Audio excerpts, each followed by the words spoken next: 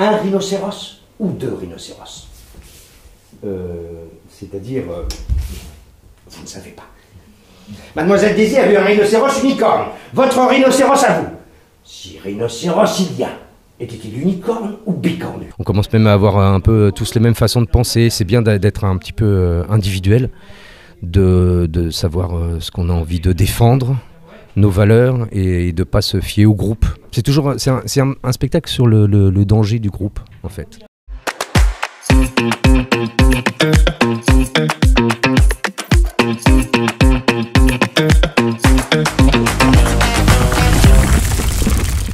Les bruits précipités des sabots d'un périssodactyle. Des cris, le miaulement d'un chat. Presque simultanément, nous vîmes apparaître puis disparaître le temps d'un éclair sur le trottoir opposé un rhinocéros fonçant bruyamment à toute allure droit devant lui. Tout de suite après, surgit une femme qui tenait dans ses bras une petite masse informe, sanglante. « Il a écrasé mon chat !» se lamentait-elle. « Il a écrasé mon chat !» Des gens entouraient la pauvre femme échevelée qui semblait l'incarnation même de la désolation.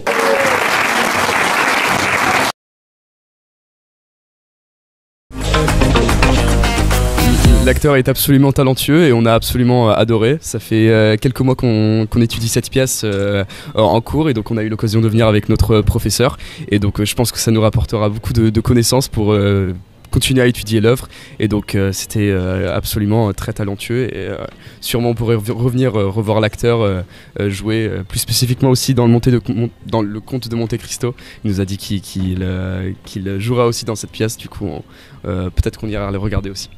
Super. Oh, pardon. C'était vraiment super, vraiment un très bon moment, et c'était assez impressionnant à voir. Vraiment, je recommande à 100%, si je peux dire ça. Vraiment, c'était très chouette. On a passé un super moment, et ouais, vraiment une très bonne interprétation, et la mise en scène était vraiment chouette aussi. Enfin, maintenant, il va falloir qu'on réfléchisse pour savoir exactement ce que ça nous apprend et ce que ça veut dire. J'étais enchantée du spectacle, vraiment. Bravo Stéphane, merci. Un incroyable comédien, une super mise en scène, et ça fait du bien de découvrir Ionesco dans ces conditions.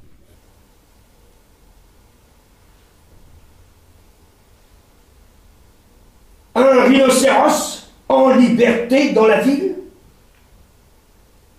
S'exclama-t-il. Ça ne vous surprend pas? On ne devrait pas le permettre. Vous avez raison, dis-je. J'y avais pas pensé. C'est dangereux. Nous devrions protester auprès des autorités municipales. Bonsoir, je m'appelle Stéphane Dora, je suis comédien, je joue dans Rhinocéros, la nouvelle de Ionesco, mise en scène par Catherine Ozeux. Ça se joue à l'Essaillon jusqu'au 27 mai. Bon. Vous avez vu, vous, monsieur Béranger, un rhinocéros ou deux rhinocéros? C'est-à-dire... vous ne savez pas. Mademoiselle Daisy a vu un rhinocéros unicorne. Votre rhinocéros à vous. Si rhinocéros il y a, était-il unicorne ou bicorne? Voyez-vous, tout le problème est là, justement. C'est bien vaseux tout ça. Je ne voudrais pas vous vexer, mais je ne crois pas aux histoires des rhinocéros. Alors, en fait, c'est une histoire qui dénonce l'uniformité. C'est-à-dire que chacun, on devient tous un peu les mêmes. C'est un spectacle écrit dans les années 50 pour dénoncer le fascisme, mais ça parle aussi de plein de choses actuelles. C'est un texte qui résonne beaucoup actuellement, malheureusement. On suit beaucoup le mouvement, on suit ceux qui parlent fort. Enfin voilà, ça concerne vraiment beaucoup de sujets, malheureusement. Et voilà. La peau tout autour changeait de couleur à vue d'œil et durcissait. C'est peut-être plus grave que je ne croyais, pensais-je. Il faut appeler le médecin, fille Genevois. Laissez cet appareil tranquille. Mêlez-vous tout ce qui vous regarde. C'était pour votre bien. Je connais mon bien mieux que vous. Vous ne respirez pas facilement. On respire comme on peut. Vous n'aimez pas ma respiration? Eh ben moi je n'aime pas la vôtre. Vous respirez trop faiblement, on ne vous entend même pas. On dirait que vous allez mourir d'un instant à l'autre. On a décidé de faire ce spectacle avec la compagnie parce que justement par rapport au thème que ça traitait, et c'est toujours un peu un peu compliqué de se rendre compte qu'en fait on est en train de devenir tous les mêmes, on a tous le même téléphone, on commence même à avoir un peu tous les mêmes façons de penser. C'est bien d'être un petit peu individuel, de savoir ce qu'on a envie de défendre, nos valeurs, et de ne pas se fier au groupe. C'est un spectacle sur le danger du groupe, en fait. Suivre le groupe. Est-ce qu'il faut suivre le groupe ou est-ce qu'il faut se sortir du groupe parce qu'on a des idées différentes? Voilà, c'est un spectacle qui traite de ça et c'est ce qu'on avait envie d'apporter sur le plateau, sur ce spectacle qui a déjà 10 ans. Ça fait 10 ans qu'on le joue. Les hommes s'écartaient sur leur passage et puis reprenaient leur promenade. Vaquaient à leurs affaires. Comme si rien n'était. Mais comment peut-on être un rhinocéros? C'est impensable, avais-je beau m'écrier. On sortait des cours, il en sortait des maisons par les fenêtres aussi, qui allaient rejoindre les autres. À un moment donné, les autorités voulurent les parquer dans de vastes enclos. Mais pour des raisons humanitaires, la Société protectrice des animaux s'y opposa.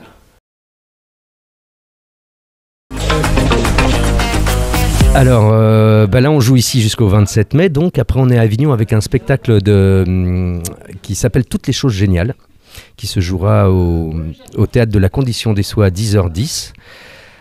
C'est un texte anglais de Duncan Macmillan sur l'histoire d'un petit garçon qui, pour redonner le goût de vie à sa maman qui a tenté de se suicider, a décidé de faire une liste de tout ce qui est génial dans le monde, tout ce qui vaut la peine de vivre. Donc c'est un texte qui parle un peu de la dépression, du suicide, mais qui donne surtout de la pêche et le sourire. On traite de ce sujet-là, mais de façon positive en tous les cas, et ça rend joyeux. Et c'est assez chouette à jouer et à défendre. Voilà, c'est ça l'actualité. Qui sait ce qu'elle était devenue? Encore quelqu'un sur la conscience? Il n'y avait personne à pouvoir m'aider à la retrouver. J'imaginais le pire, me sentis responsable. Et de partout leur barrissement, leur course éperdue, les nuages de poussière. J'avais beau m'enfermer chez moi, me mettre du coton dans les oreilles. Je les voyais la nuit en rêve. D'être soi. Voilà, d'essayer d'être le plus proche de soi dans le travail, dans ce qu'on a envie de défendre. Mais surtout, en ce moment, si je devais donner un conseil, c'est de ne pas perdre l'envie, l'espoir, parce qu'on essaie de quand même de bien nous sabrer. Par la baisse de subventions, par tout ce qui concerne le pass culture qui a été supprimé du jour au lendemain comme ça. Voilà, faut pas se décourager. On est assez nombreux à faire ce métier-là, ça concerne beaucoup de boulot, des comédiens aux techniciens, en passant par la production, par les théâtres et tout ça. Il y a moyen de se dire justement, un peu comme dans Rhinocéros, enfin de résister à ça et de dire non, on va un petit peu nous respecter. Parce que je trouve qu'en ce moment on ne nous respecte pas, donc peut-être qu'à la jeune génération je dirais ça. Faites-vous respecter. Et faites ce que vous avez envie de faire, ce que vous avez envie de monter et tout ça, parce que il n'y a que ça de vrai. La culture, c'est hyper important.